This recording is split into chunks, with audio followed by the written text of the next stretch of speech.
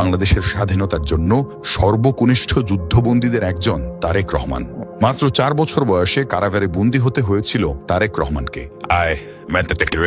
তার বাবা মেজর জিয়া দেশকে স্বাধীন করার জন্য চট্টগ্রাম থেকে শুরু করেছিলেন প্রতিরোধ আন্দোলন। সেই অপরাধে মায়ের সাথে তারেক রহমানকে বন্দী করেছিল পাকিস্তানিরা। বয়স 15 না হতেই বাবাকে হারান তিনি। তারেক রহমানের মতো দেশের খুব কম রাজনীতিবিদই এত শারীরিক ও মানসিক নির্যাতনের মধ্য দিয়ে গিয়েছেন।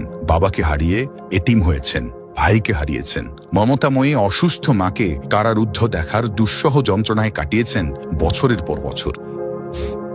আইনে জটিলতা থাকায় ছোট ভাই আরাফাত কোকোর মৃত্যুর পর তাকে দেখতে যেতে পারেননি তারেক রহমান। 1/11-এর পর যে পরিমাণ অত্যাচার পোহাতে হয়েছে তারেক রহমানকে, তাতে তার জীবন নিয়েই শঙ্কায় পড়তে হয়।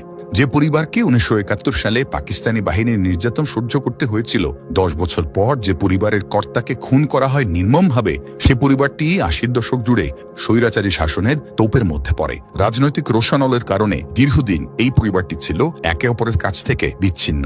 তারেক রহমানের বিরুদ্ধে অনেক কথাই বলা হয়, কিন্তু কখনোই তার জীবনের এই দিকগুলো তুলে ধরা হয় না। সারা জীবন স্রোতের বিপরীতে সাঁতার কেটেছেন তিনি। নাটকীয় সব ঘটনায় তার জীবন পূর্ণ, যেখানে ত্যাগ আর বঞ্চনাই বেশি। আমার সাথে অন্যায় হয়েছে, অবিচার হয়েছে, আমার পরিবারের সাথে হয়েছে, আমার বাবাকে হত্যা করা হয়েছে, আমার মায়ের সাথে অন্যায় করা হয়েছে, আমার ভাই মৃত্যুবরণ করেছে এই অত্যাচারের কারণে। এই সকল অন্যায়ের, অবিচার, অত্যাচারের জবাব দিতে চাই।